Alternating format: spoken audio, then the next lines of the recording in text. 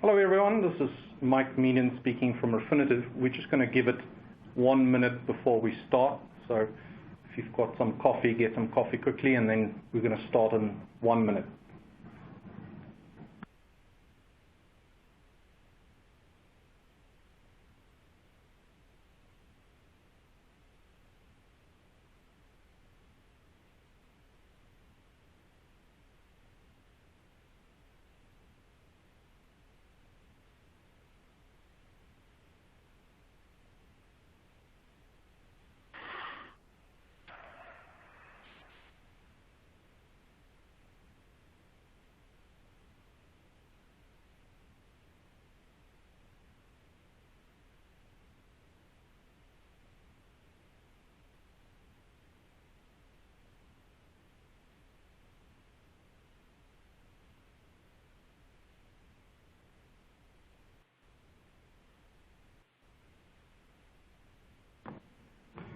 All right, good morning and good afternoon, everyone. I am Mike Meaden. I'm a performance director at Refinitiv, looking after our risk business across EMEA.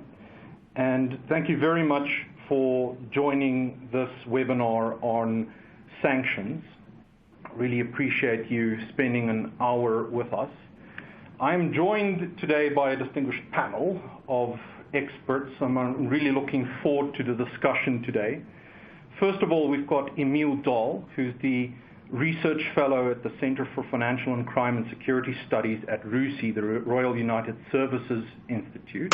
And Emile, his work focuses on counter-proliferation finance, and he examines the design and implementation of international sanctions against proliferators, including North Korea.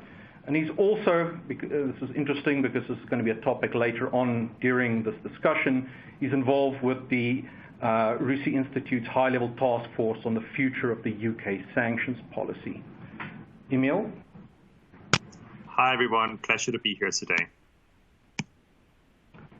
Thank you, Emile. And we're also joined from New York, so Rico Karish, thank you very much for joining us so early. We're appreciative that you got up at 5 o'clock in the morning to speak to us, so thank you. And Rico is the Managing Director of Compliance and Capacity Skills International, CCSI, and he has a long and distinguished history of working in particular with United Nations sanctions, and he served in the Security Council as a financial and natural resources sanctions monitor, and he's currently, and we're going to be talking about this later as well, developing on behalf of the UN member states a best practices guide for UN sanctions implementation. Thank you for joining us, Rico. Good morning, everybody. And then last but definitely not least, we've got Ernst Pienaar, who is the Head of Specialist Research at WorldCheck here at Refinitiv. He's dialing in from Cape Town.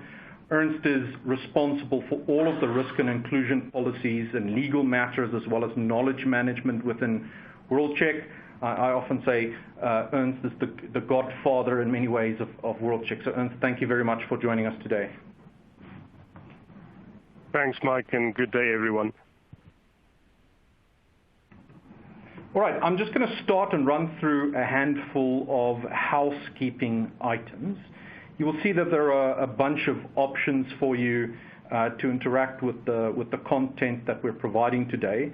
If you've got any technical questions, you've got an audio issue, and so on, the very first button with the question mark, that you'll be able to submit a technical query. We do have someone from our webinar service provider on the line who will be able to assist you with any queries. Please just bear in mind that it can take a few seconds for slides to advance, so if you're not seeing a slide, just give it a second or two. We will be asking you to please fill out the survey. The survey is available throughout the webinar. It's just a chance for you to provide feedback to us about your experience, so we please encourage you to do that. The slide decks as well as the recording will be circulated post the event. Just note that it will likely be early next week instead of tomorrow. And we will be taking questions, so if you've got questions about the content, feel free to click on the Q&A button and you can submit questions. We are monitoring it, and if there are particularly good or pertinent questions, I will pose that to our panel.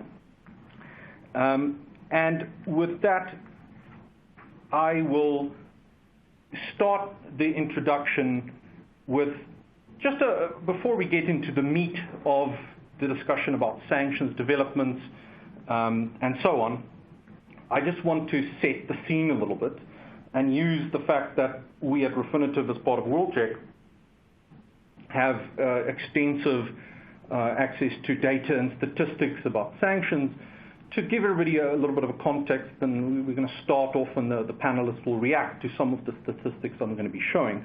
So the first stat on here, and I'm giving you a second to think about what this might be, is 34,155, which is a good solid number, not a massive one, but a very large one. And given that we're talking about sanctions, you perhaps would have guessed that is the total number of deduplicated sanctions being imposed by any body globally. I often hear people be very surprised by that number. People think it's much higher. I guess one of the reasons, if you don't deduplicate this, we're talking about over 105,000 different individuals and entities that are sanctioned.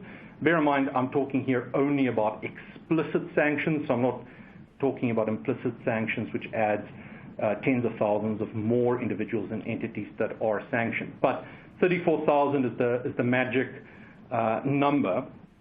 And I also want to give you a sense of how sanctions have evolved over the last couple of years. So you will see there's a graph here in yellow or in orange. You'll see the total number of sanctions that have been imposed over time, and this data set starts in September of 2017. It's not any particular reason I chose that date. It just fit nicely with this particular slideshow.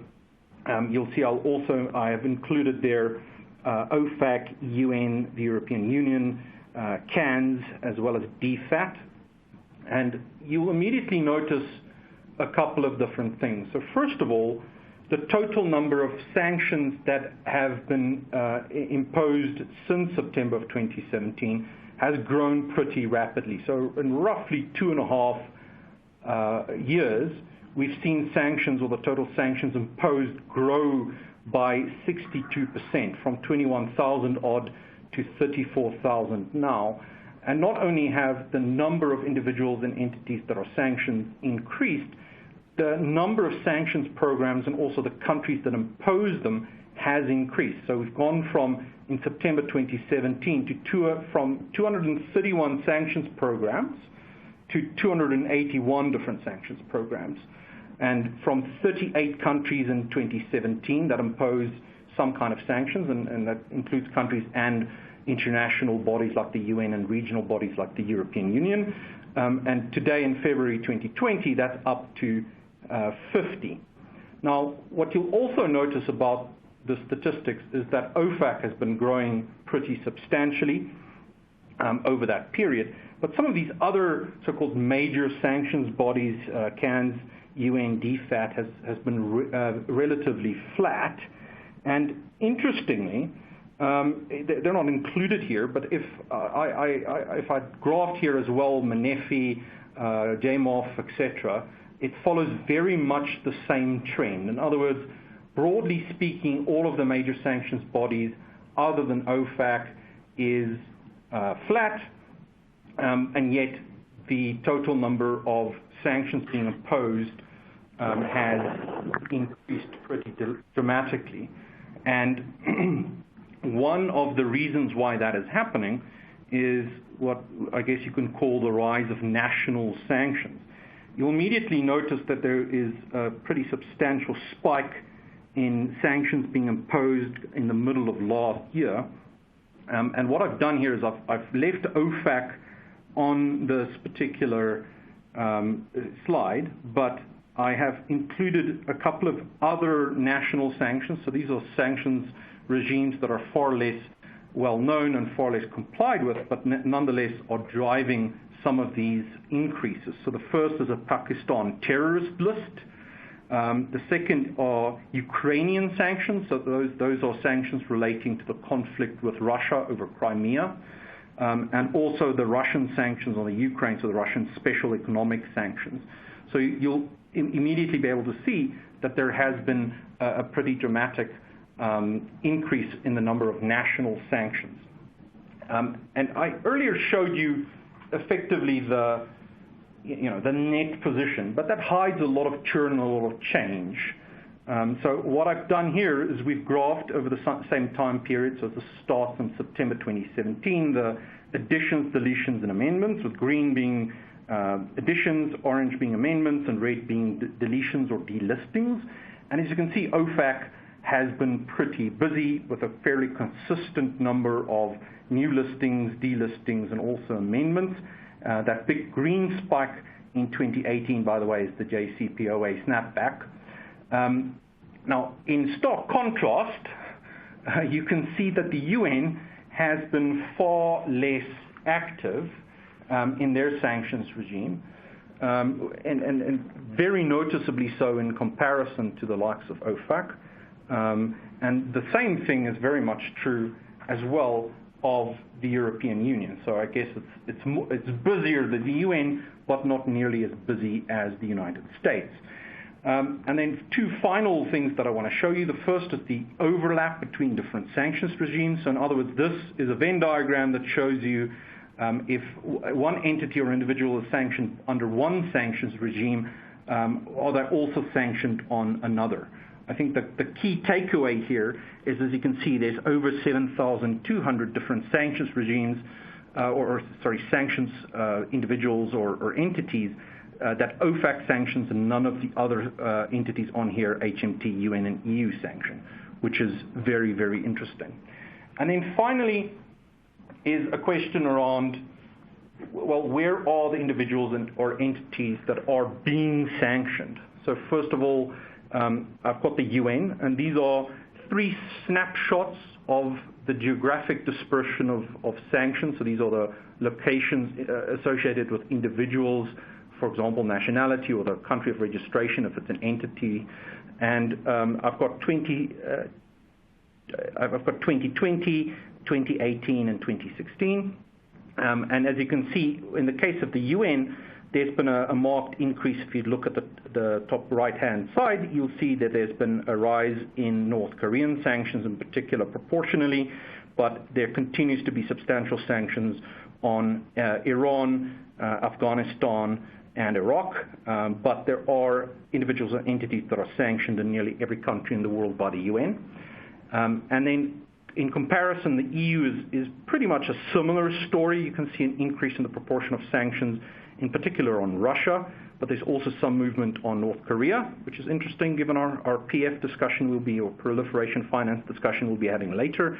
And then the very final thing I want to show you is OFAC.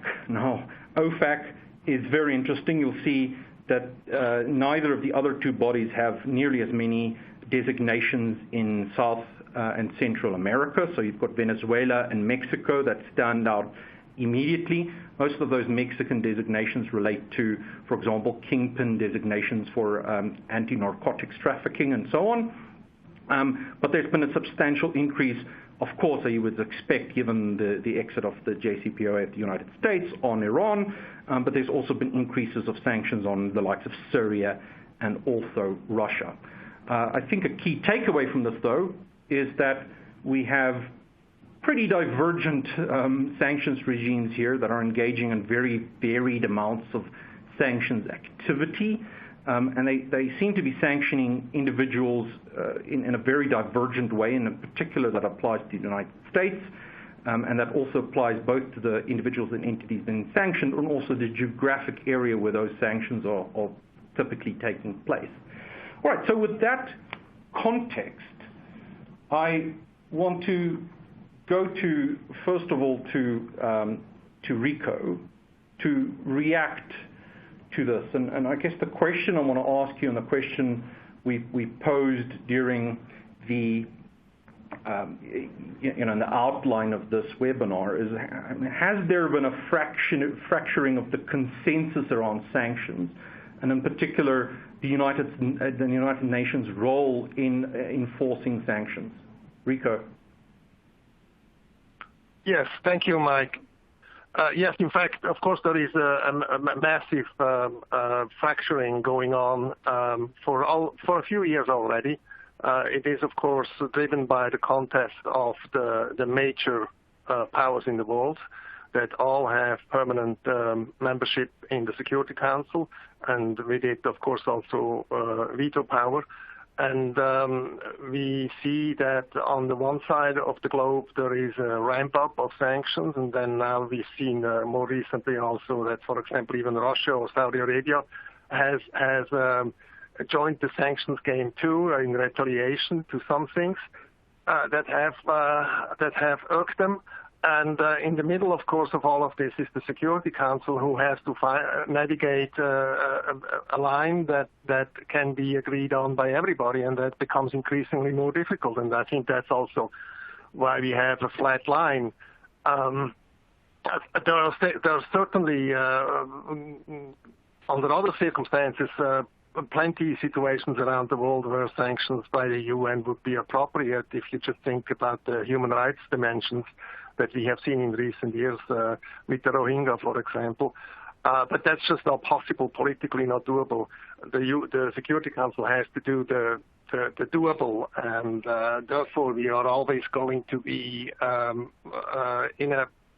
it's getting tougher and tougher for the Security Council to negotiate a sanctions package. And designations themselves, even if sanctions are imposed, they present another challenge. And perhaps we can go quickly to the first slide, if that's possible, to just show how this works. The Security Council needs to work and implement these sanctions through its sanction committees, and they are the 15 member states that are in the Security Council are in the sanctions committees, and in there, every single member has the obligation, doesn't have the obligation, has the right not to agree, of course, with, and therefore, because the sanctions committees make decisions on the basis of unanimity, unanimous decisions, they every single one has essentially a veto right. So again, there we have then very frequently the constraint that even though some would like to put certain individuals or entities on a sanctions list, that is not possible because somebody will just block it. Right. Thank you, Rico. That makes sense. So there's the requirement of unanimity, and I guess we just don't, as a global society, have that unanimity. And on the question of the rise of national sanctions, Emil, I'd like you to react to that same question, and then maybe segue to national sanctions, and in particular what your take is on the UK sanctions policy post-Brexit.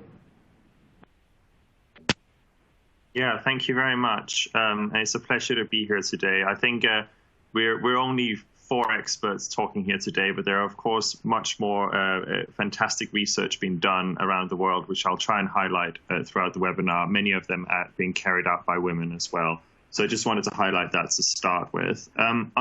It's fascinating that you talk about the sort of rise of national sanctions at the same time that we see a stalling at the United Nations Security Council. And I just want to point out, for example, that UN sanctions on North Korea are perhaps the most comprehensive sanctions regime that the UN has ever agreed to.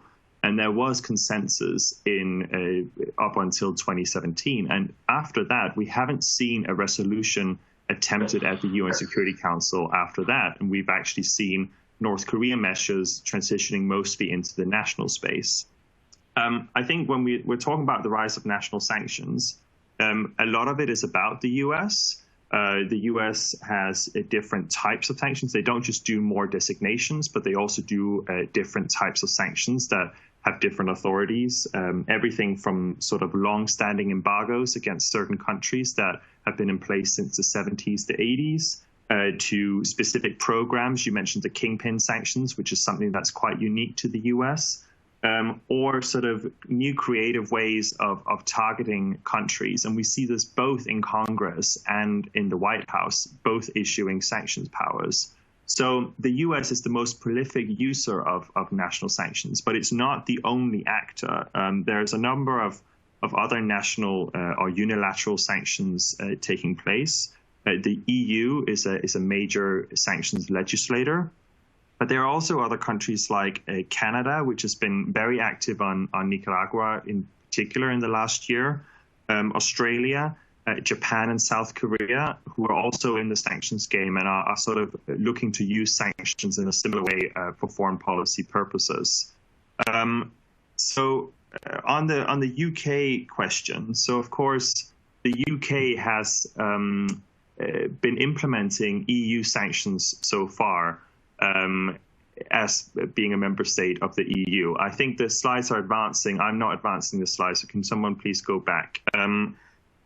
The UK has been implementing EU sanctions because of its membership of the EU, but after Brexit, this will no longer be the case. And the UK has passed something called the Sanctions and Anti-Money Laundering Act, which gives the UK the ability to design and implement its own sanctions. So when we look at that Venn diagram, and where there was very few that the UK has unilaterally put in place so far, I think we will see that rise. And particularly, the UK is keen to pursue human rights sanctions, which is, of course, also something that the EU is pursuing, but at a much slower pace.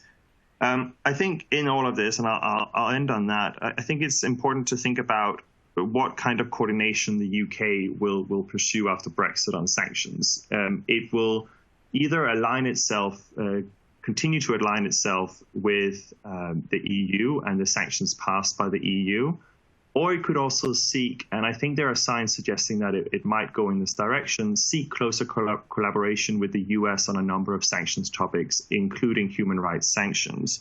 And I think that's definitely going to be an interesting development to watch over the next year as Brexit sort of becomes a reality here in the United Kingdom.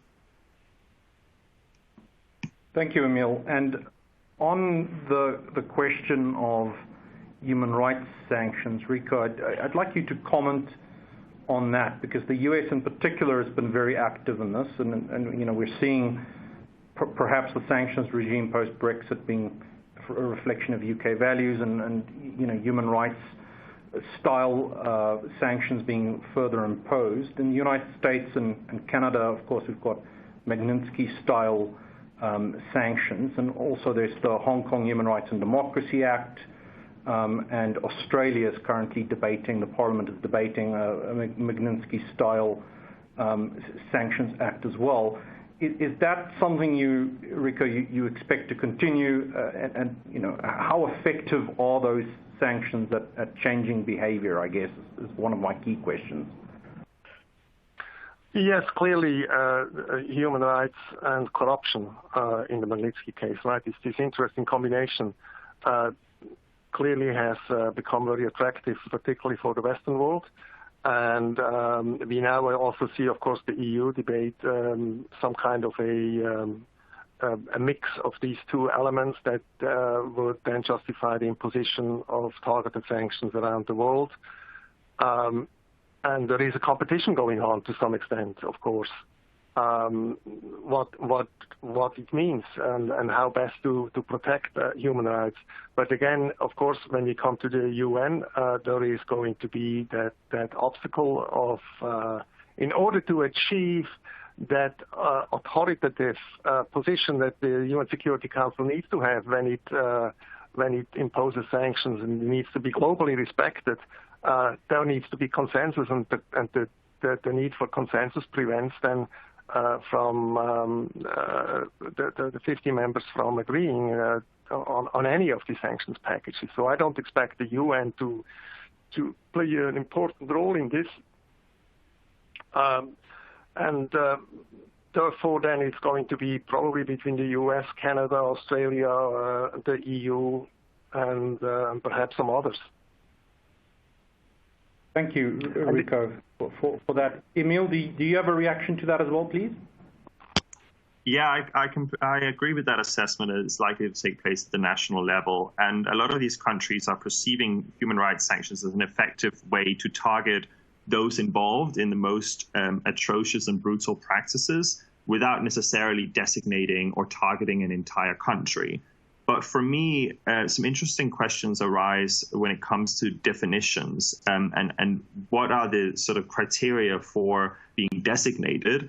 And more importantly, what's the criteria for being delisted or being removed from these sanctions again?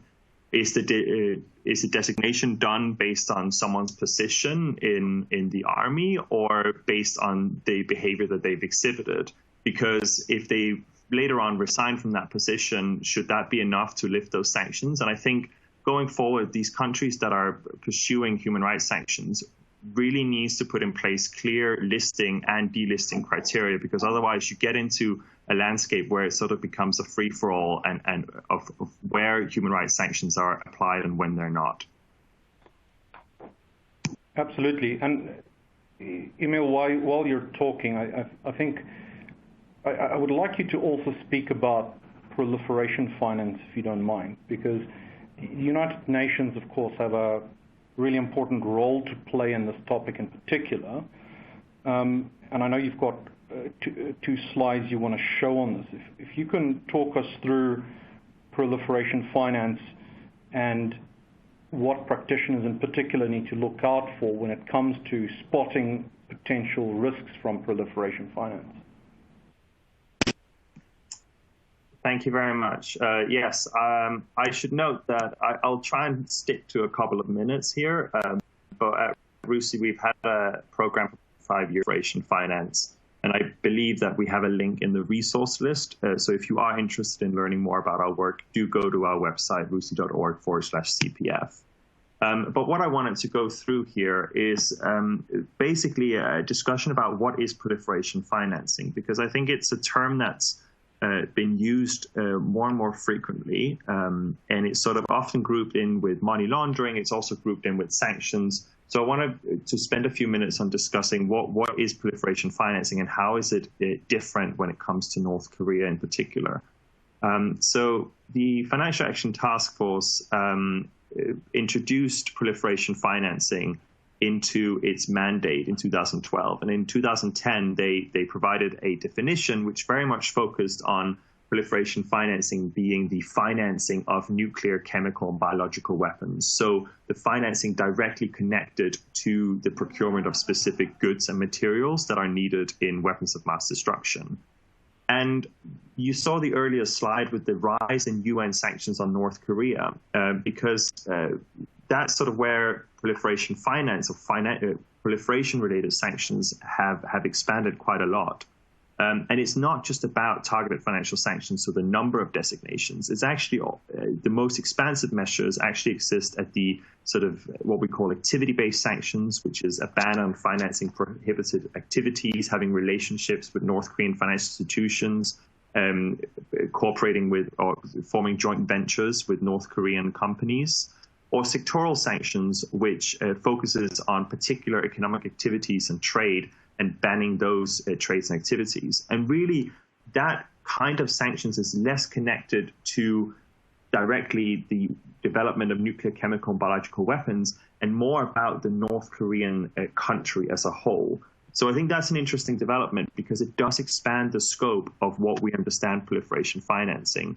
And it does make life difficult for financial institutions who are trying to combat this. Is it a money laundering problem? Yes, proliferation financing and proliferators use front companies and layering of transactions and things like that, borrowed from the world of money laundering. But ultimately, we're also talking about sanctions and sanctioned activities that need to be considered here.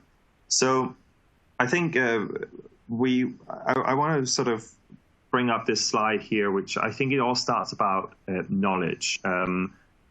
Do people understand what proliferators are up to and what their networks look like and what their activities look like? We recently conducted a survey here at RUSI, which there's also a link to in the resources slide, which gave some fascinating insights on it's really the international banks that understand what proliferation finance is, and the national banks haven't devoted as much attention to it.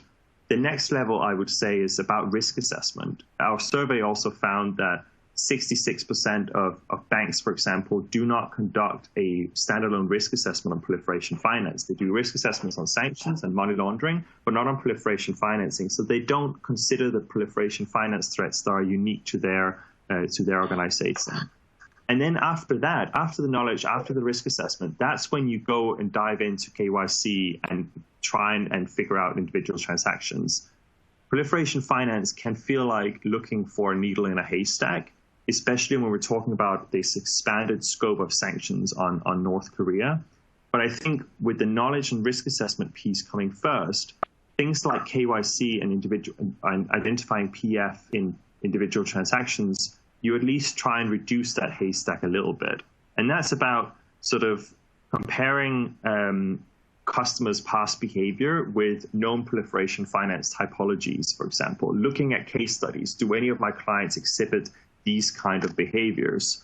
And in the individual transactions, it's really about going beyond list-based screening. The sanctions and the designations is only a small part of the story when it comes to proliferation financing. Proliferation financing is much more about the activities and the end use. And even if a non-designated actor carries out an activity, if the end use is ultimately for the benefit of proliferator, that is proliferation financing and something that banks also need to consider. So it's about going beyond the list-based screening. And I think I'll end there. Thank you, Emil. That was very insightful and helpful. And it's actually, your very last comment is actually a brilliant segue, because one of the unremitting challenges of sanctions is, as challenging as it is to try to comply with these vast and ever-changing lists of individuals and entities on various sanctions bodies' official lists, sanctions orders typically extend those sanctions even further. So I'm going to ask Ernst to talk to us about the challenge of implicit sanctions, and he's going to be defining what those terms mean, don't worry. So Ernst, if you can take it away, please, and let's hear about all of those challenges. Thanks, Mike. So let's first try and distinguish between the concept of explicit sanctions as it relates to implicit sanctions. So explicit sanctions, as a quick introduction, as the audience will know much better than I do, is where the names of the entities, the individuals, sometimes countries, organizations, are explicitly listed, and hence the word, on a specific list. And this is quite straightforward. The information is available across the various bodies.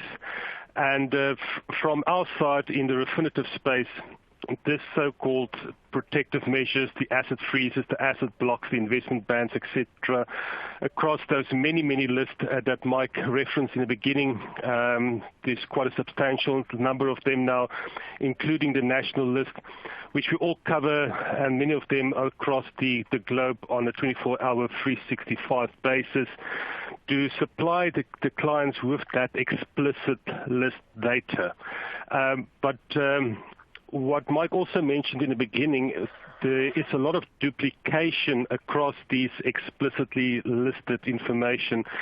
So by deduplicating this information within your screening environment will reduce your screening burden as you focus on those specific topics. And in the interest of time, maybe at the Q&A phase, we can deep dive a bit more on the practical ways that we focus on that kind of explicit sanctions. But as Emil has mentioned, when we look at the UN and all the other bodies, just focusing on the names that's listed on the specific listings doesn't give you the full picture, because many of these organizations, and the example of Proliferation in North Korea, and many of the other examples that we've talked about in narcotics, trafficking kingpins in Latin America, whatever the case might be, most of the operations is done by front companies. And we saw a lot of that during the expose of the Panama Papers, Paradise Papers, et cetera, et cetera. So one thing that we focus a great deal of our attention on is not only focusing on this explicitly listed individual or entity, but also looking at the network, and we've been doing that for many years. But what happened recently is the so-called introduction of the concept of so-called implicit sanctions. For a number of years, what we have meant by this terminology was also a kind of narrative sanction. So this is my attempt as a definition to explain that difference between what's explicitly listed, that you have to screen, all the deduplication that you have to do across the various lists to put into your screening, your payment systems. But in addition to that, this whole concept of narrative sanctions becomes more and more important. So the definition that I would say is those national listings that we've been talking about, or international listings like the UN, where that listing applies not only to the name that appears on that explicit list, the export list, the asset freeze, the investment ban, but it also applies to entities, a few examples of individuals, but mostly entities, to a name that doesn't appear on that specific list as blocked or restricted, but it's a narrative statement somewhere in the sanctions body's regulations, executive orders, or resolutions that extends that sanctions to a non-listed entity. And the most well-known example of this is obviously OFAC. The OFAC 50% rule has been in place since 2008, but for many years did not get all the attention it needed until the Russian sanctions came forward. And I guess it's because many of the sanctioned countries and entities at that stage did not have a much global footprint as did the Russian organizations and individuals. In 2014, when the Russian sanctions was issued, they also added the word aggregate to the definition to say that any entity that's individually, aggregate, direct or indirectly 50% or more owned by a blocked individual entity should also be considered, whether that entity is listed or not. So obviously this causes a great amount of issues to our clients, and as Mike said in the opening paragraphs, looking at its 34,000 sanctions explicit listings doesn't include all these entities that so-called owned or controlled. But this is not only limited to OFAC. This is also in the EU. They also have the 50% rule. But the EU is slightly different in the fact that they bring in the concept of controlling of a legal person. And I don't think we have time to go through all the definitions of what can be meant by controlling. But there is regulations within the EU register that you can find all the information around what they are considering controlling. So not only focusing on the 50% ownership, but also on the controlling aspect. Obviously, UN has been adding similar type of text, for example, with the North Korean designations, even from 2006, expanding the sanctions not only to these explicitly listed, but also the implicitly listed entities. So just quickly, just going to look at Russia and Venezuela, because that's the most recent examples of where this has been applied.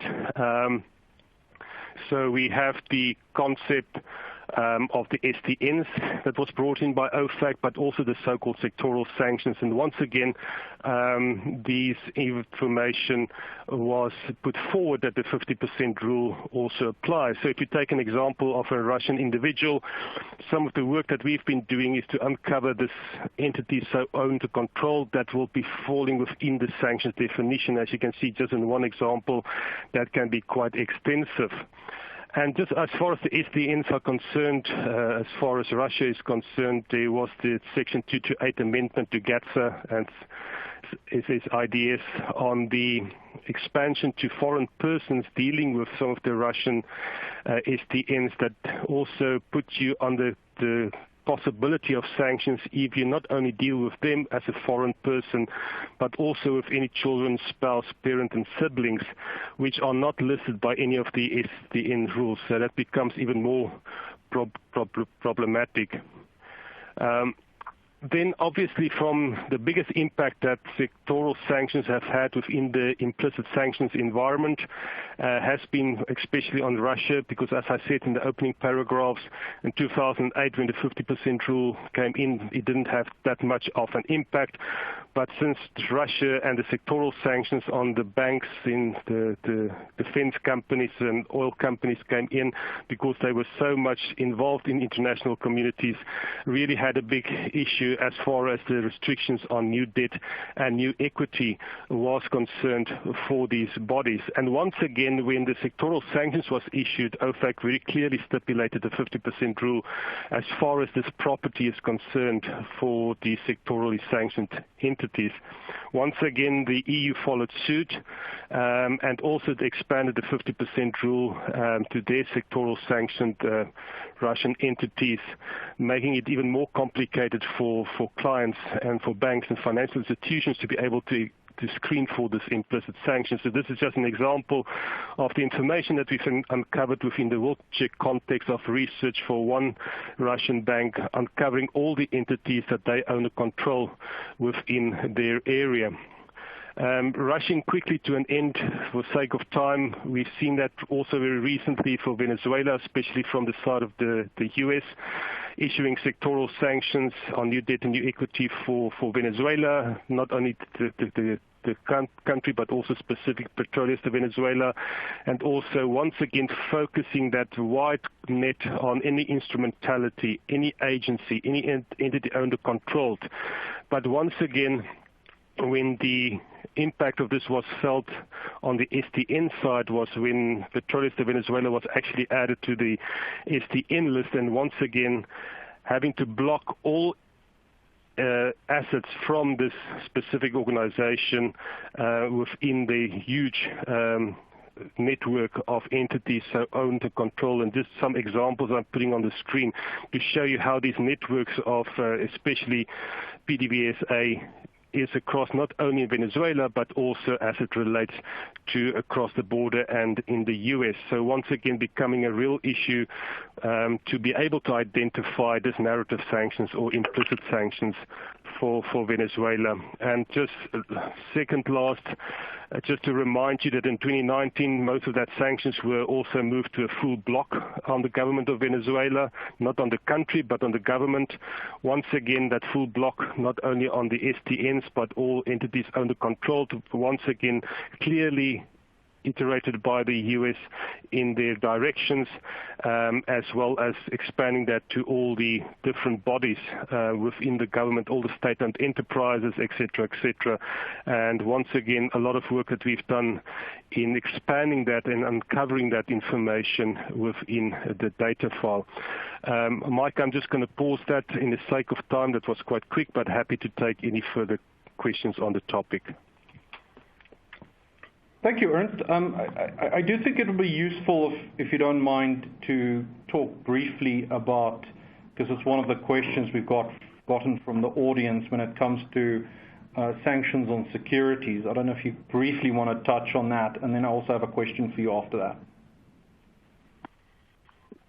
Absolutely. So very good question. So on the sanctioned securities, if we talk from a product perspective and world check side, what we have done since 2014, especially with Russia being so involved in the international community and commerce, within our database we have been adding the international security codes, ISINs, as well as the QSIP and CDOL of these entities that was already active at the time of sanctions or were issued after the sanctions, to help clients to identify those securities. So this information is available, sometimes quite difficult in certain markets to find this information, but we're readily available. We are able to mine that, and especially for Venezuela, the U.S. government has given some indication of what is blacklisted and what is whitelisted securities, especially within the ISIN environment. So a great deal of focus and attention goes into identifying these securities. And to complicate things even further, Mike, as far as Russia is concerned, not only can you just look at this in a blanket way, but you also have to look, especially on the sectoral sanctions, on the different Directive 1, 2, 3, and 4 that was issued around that sanctions, because in each one of them a different regime will apply, and the way that you address your focus on your debt and your equity investment. Thank you, Ernst. And then just quickly, we've got a question from Claire. I mean, we've seen, the continuous advancement of these narrative style or these implicit style sanctions, that they tend to be expanding. We've seen further implicit sanctions being imposed in terms of the Chemical, Biological Weapons Control and Elimination Act. The Russian government has gotten in on the act with Presidential Decree 592, extending the sanctions on Ukraine. And, we even have the Indian Ministry of Home Affairs. They designate Al-Qaeda and all its manifestations and language like that. So, I mean, and that's on top of everything else, over 50% rule, EU CARTS Section 228, and so on. So, I mean, you've been following this for many years. Is this trend, you think, going to continue, or are we going to keep seeing sanctions entities or sanctions bodies issuing these types of sanctions? Without a doubt, and I think it also feeds into your opening statements, especially around the national sanctions. As I mean, the old saying that one man's terrorist is another person's freedom fighter, where many of these countries, whether it's Ukraine, whether it's Russia, whether it's Saudi Arabia, whether it's Israel, whatever the case might be, makes use of the national sanctions powers to list individuals or entities that fits that specific political agenda as a focus. And we've seen, to your point, whether it's Pakistan with the major listing, Ukraine, Russia, Saudi Arabia, and all the other certain Arab countries that's been quite active in this area, that is just progressing even more and more. Fortunately, as I said, as Emil has mentioned, and as I also tried to focus on initially, is that because we have so many expert analysts speaking 65 languages within our team for since the inception of WorldCheck in the year 2000, not only from 2014, focusing on expanding these networks and these front companies and individuals, whether it's on national, international sanctions or on these new national sanctions, especially around the terrorism and other threats that might be issued. Taking a non-political approach, objective approach, and focusing on all of these individuals or entities in uncovering that information. And it continues to grow, the numbers continue to grow, and definitely don't see any change in that anytime soon. All right, fantastic. Thank you so much, Ernst. It's clear that as complicated as it is, it's even more complicated once you really delve into the details. So, Ernst, thank you very much for sharing your expertise with us. That was very useful. We're going to pivot now to back to Rico, and he's going to talk to us about best practices for sanctions compliance, and in particular the guide that he's developing on behalf of various UN member states on sanctions compliance best practice. So let me quickly talk to you about the inner workings that have been developing sort of quite organically and in an ad hoc fashion for the past 20 years. It's actually over 20 years now. December 1966 were the 50 years, sorry, I meant to say. It's in December 66 when the first sanctions were imposed, but the real spike started in after the Cold War. And what started to evolve is that the actual principal implementation authority within the UN is the sanction committee. For each regime, one sanction committee. Then, it's relatively new, about 20 years ago now, the invention of adding eyes and ears to sanction committee with expert groups, independent experts that are being sent into the conflict region. They investigate the non-compliance.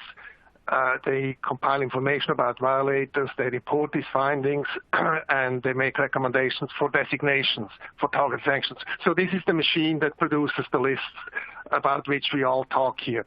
And they also actually are supposed to ensure that this is a new thing, and I think is going to be very important. They have to ensure that each accused, each violator, gets full due process rights, the right to defend against accusations, etc., etc. But ultimately, the sanction committee and not the Security Council is deciding on designations and delistings, which is another very complicated problem politically for a lot of sanctions regimes. We can go to the next slide.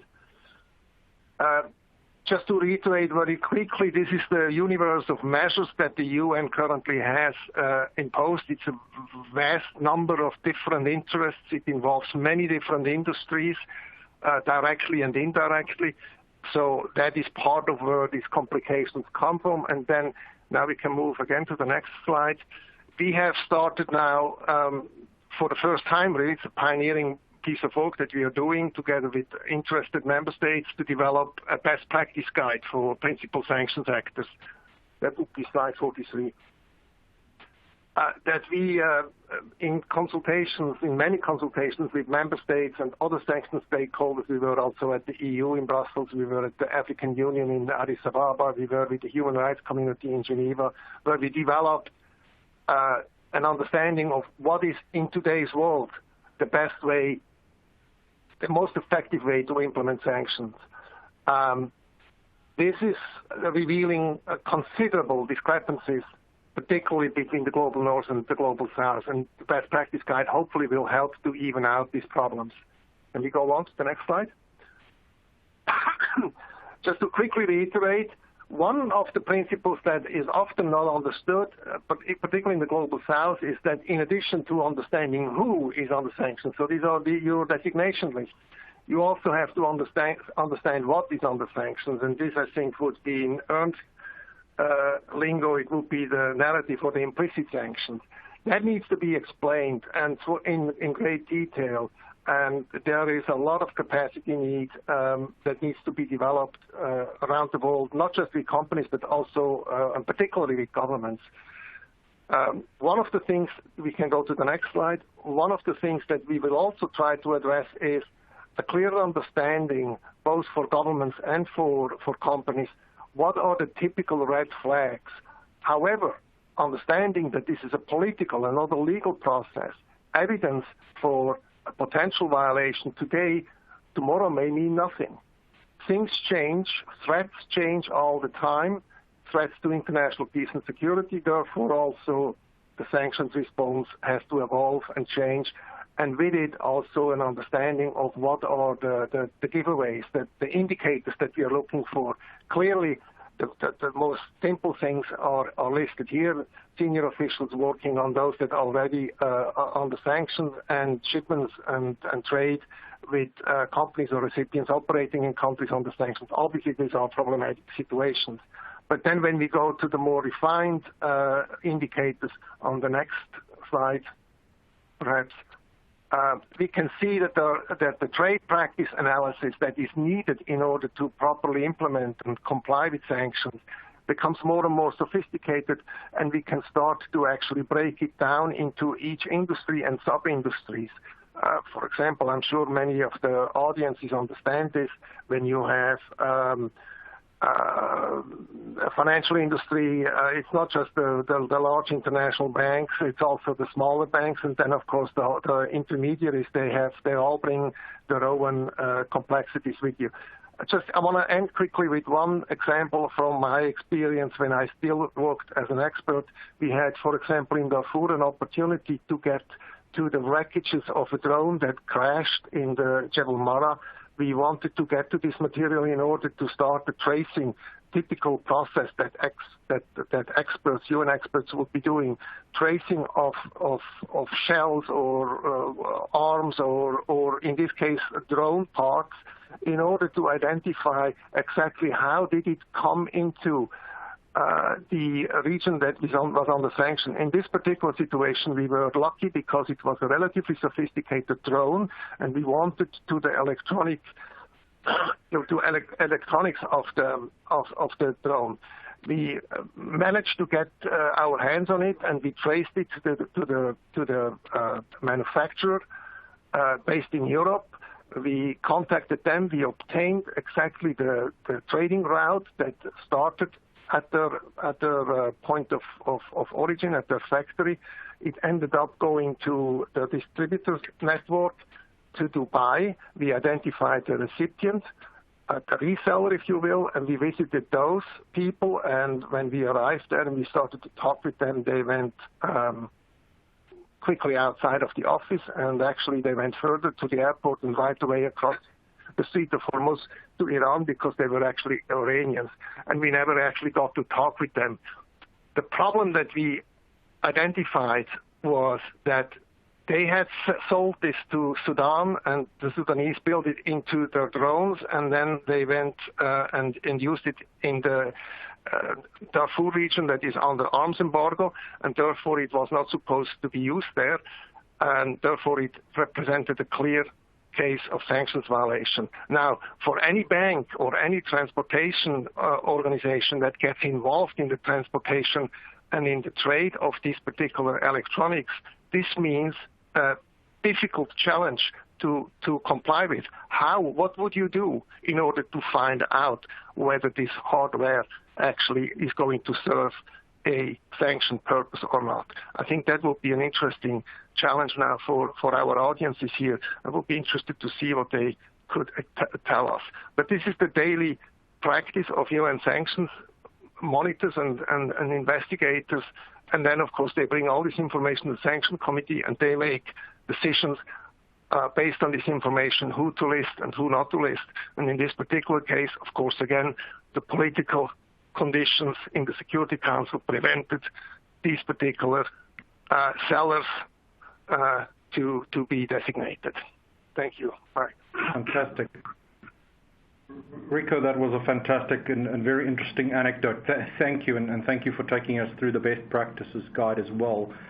We only have a handful of minutes left, literally, and I want to end by touching on a very important topic, which is enforcement. So we were just discussing, well, how do we find out who the people are engaging in some kind of activity, and we want to designate them in one way or another. But in many ways, if there's no enforcement around that, does that designation matter? Mil, I don't know if you mind taking that one, and what's your reaction to the enforcement, and in particular of UN sanctions? Yeah, I'm happy to end on that note, and I'll try and make it quick. I mean, ultimately, sanctions is about deterring someone from doing something that you don't agree with. So if they're not enforced, then there's very little motivation to comply with the sanctions. So enforcement is a very important part of an effective sanctions designation. And for sanctions to be effective, they need to be enforced properly. And that's really where we see problems all over the world. UN sanctions are notorious for their sort of lax implementation in many parts of the world. But even, I mean, a bit closer to our home here in the EU, we've had big enforcement problems with member states, because while sanctions are designed in Brussels, they're enforced by each individual member state. And the EU is now taking steps to actually increase the capacity to enforce sanctions. They've moved the sanctions relevant sanctions bid from the External Action Service and into the Fiscal Markets Director General, which sort of has the ability to actually bring cases against member states who are not enforcing sanctions properly. So clearly, sanctions enforcement is a topic that will be key to watch over the next few years, because these designations matter very little if they're not being enforced. I also want to just quickly say that we haven't talked about sanctions evasion. I think that's really key, and we're seeing new technologies really affect how sanctioned actors are evading sanctions. And one of them is cryptocurrency, and that's something my colleague here at RUSI, Kayla Eisenman, has been doing a lot of work on. How do sanctioned actors, can they exploit things like crypto and new technologies to evade and circumvent sanctions? So if you're interested in that, or our work on the future of UK sanctions, which we will be following closely and have been following closely so far, but we will be monitoring the rollout of UK sanctions over the next few years, please go to rusi.org/CFCS, and you can see all of our research on there. Thank you. Fantastic. Thank you for that, Emil. And just to second the work that RUSI does, I encourage everyone to have a look. We'll also include some resources from RUSI in the post-event email. So that's as much as we have time for today. So Rico, Emil, Ernst, thank you very, very much for your insights. That was very useful, I think. Thank you very much. To the audience, thank you very much for your time. We appreciate you spending the last hour with us. And just a reminder that we would like you to please fill out the survey, give us your feedback. And then finally, we will be circulating the slides as well as the recording early next week. So thank you for that. Have a brilliant afternoon and a brilliant week. Goodbye.